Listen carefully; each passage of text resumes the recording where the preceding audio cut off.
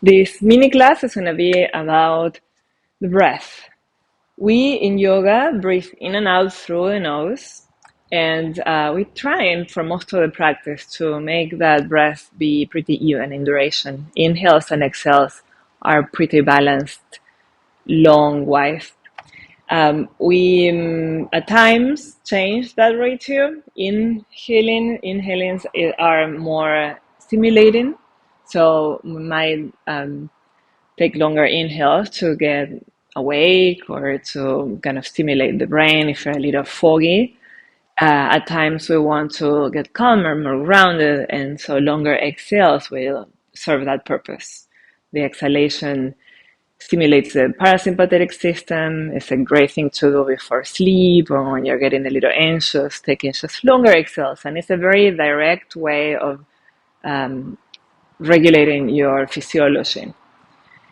So the yogis have been very smart at noticing all those things and working on different type of breath for different purposes.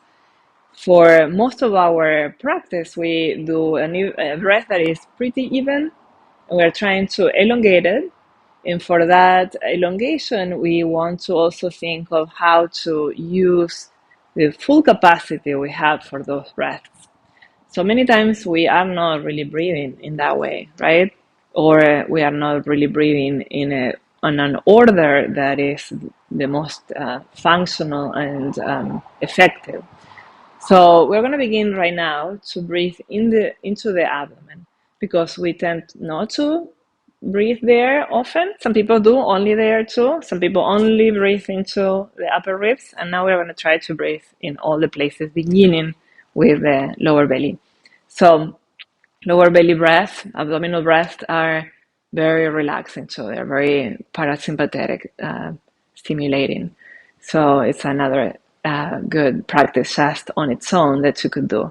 We're going to set the hands on the abdomen, and we mostly want to feel the front of our lower torso, that this expansion that we are wanting to create is happening all the way around, on the waist, on the lower back. What we are actually doing is moving the diaphragm down, this muscle that is transversely cutting the thoracic space from the abdominal space.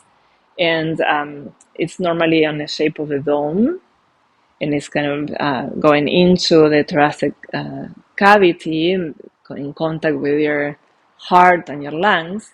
And as we take a deep inhale, we are making it flatten down towards the abdominal cavity, massaging your abdominal organs, actually pulling your heart and your lungs, creating more room for that inhalation to happen. It's attached to the base of your rib cage all the way into your spine, it has connections with your psoas, one of the hip flexors, fascial connections with your organs.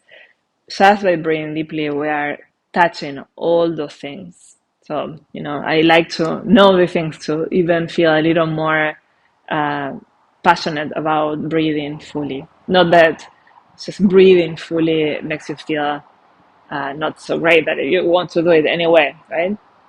So, hands on the abdomen, and we'll inhale and try to move that abdominal wall gently out, and also keep your mind perceiving the expansion on your waist, on your lower back, maybe the spine in that area feels a little more spacious. And exhaling fully all the way out, the navel comes towards the spine. There's a toning of that belly and of the pelvic floor, the musculature on the base of your pelvis. You inhale and relax all those muscles. You exhale and tone that belly, and almost naturally the pelvic floor is lifting up too. And when we inhale, we want to make sure that we are relaxing it, so we are letting it expand and release. Good. Right, so belly breath, getting the diaphragm to start moving well. Now, as we want to take the breath there and into the ribs and into the collarbones, and even like imagining that we are breathing all the way up into the roof of the mouth, we need time. We need to elongate the breath. So that, I think, is one of the bigger parts of this practice, of starting to have more and more capacity to making that breath slow enough so you can have the coordination of creating all that space. So I'm going to set the hands on the belly too, and let's take a belly breath first, but then reserve a little room to breathe into your ribs, into your side ribs and back, into your collarbones, even up into the roof of the mouth. It stays relaxed, like you're holding a gentle smile, and exhale all the way out to find that tone. Right, so maybe you try to do that and you get a little anxious. Let's try again, and so let's try to find the rhythm that works with you. Inhaling belly, ribs, collarbones, back, roof of the mouth. Exhale fully all the way out, belly in, pelvic floor up. So a few more.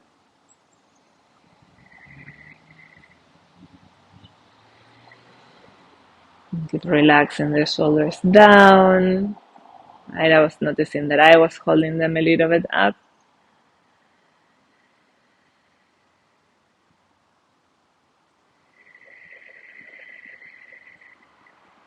Okay, last one. Breathing into the belly, into the ribs, into the higher ribs and collarbones, and exhale all the way out to find that tone on the abdomen again. Okay. So another way that you can imagine that movement is the movement of an umbrella for the rib cage. An umbrella opening out, the ribs are actually doing that movement of separating and lifting. And as you exhale, the diaphragm comes up, but the ribs compress the lungs, and you get all that compression of your lungs to take all that air out. Right? So you can imagine that movement, and that's what we're trying to do. We're trying to encourage that movement out of the ribcage so we have a little more volume, and then exhaling skillfully to contract and squeeze all that air out. Squeezing in a very internal, skillful way, because you don't want to be doing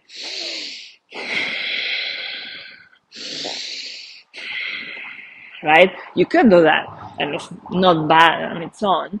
But the idea of this breath too is that the inhales get you a little longer, more buoyant, more expansive, and you hold that expansiveness, that openness, and you exhale skillfully to squeeze that air out while you stay open and relaxed.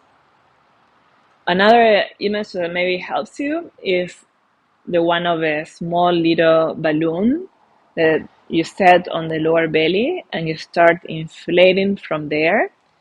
And so you know how the top of the balloons are a little bigger, right? Like, so that expansion comes up into your torso, into the upper torso, and exhaling, feeling that top, that dome of the balloon starting to contract, going to a tiny little point, a seed of power, of control, of engagement on the lower belly.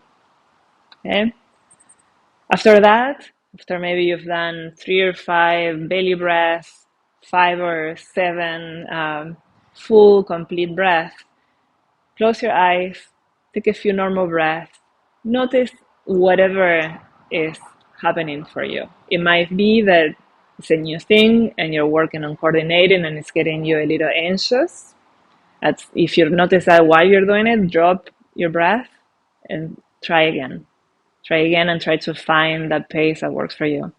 You might be feeling like you're like, whew, I'm all rounded and clear, and you had to think about the things, so your mind had to focus and could stay a little more in this moment. Whatever it is for you that is happening, it's so cool to have that awareness. So yeah, I wish you good luck and fun with that.